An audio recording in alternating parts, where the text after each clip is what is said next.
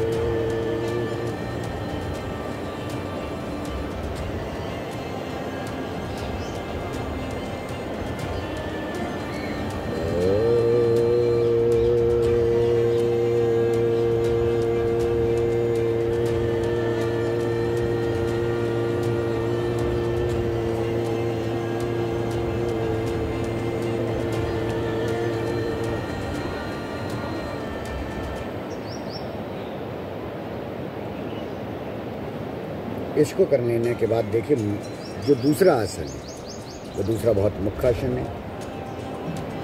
उस आसन को शुरुआत में करने में आपको कष्ट होगा, पर आप जब धीरे धीरे प्रैक्टिस करेंगे तो आप डेफिनेटली उस आसन को कर पाएंगे। दूसरा आसन है शीर्षासन। शीर्षासन को करेंगे।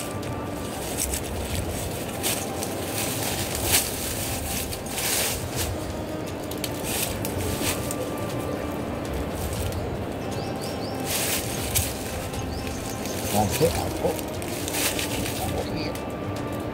अपने को ये देखिए, आपका बैलेंस पूरा हाथ पे हो, अच्छे से हो, पैर बिल्कुल सीधे हो, बिल्कुल स्ट्रेट आ जाना चाहिए आपके पैर।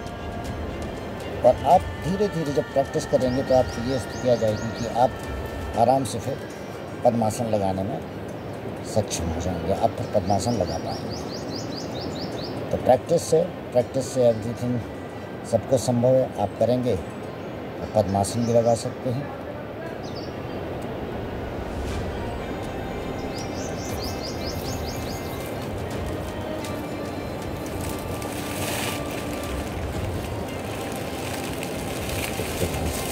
पहला तरीका इसका।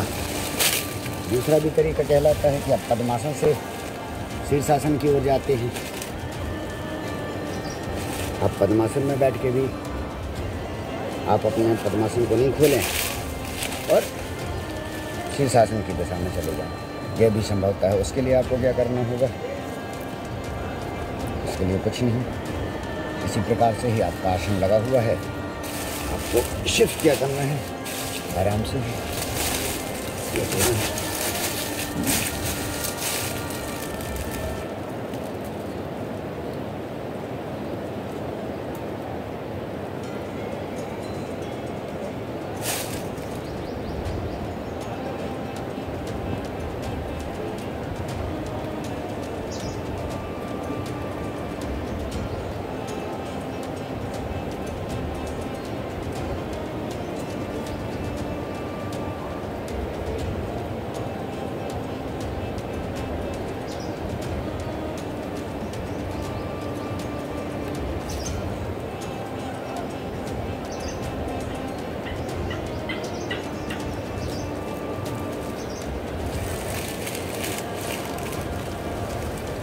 इस प्रकार से आप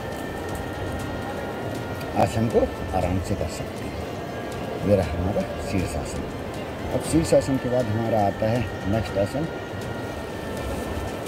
ठीक है, उसके लिए आपको क्या करना है? पैर सीधे कर लीजिए, पैर बिल्कुल सीधे आ जाएं, अंगूठा आपको पकड़ लेना है और आपको सिर को अपने पर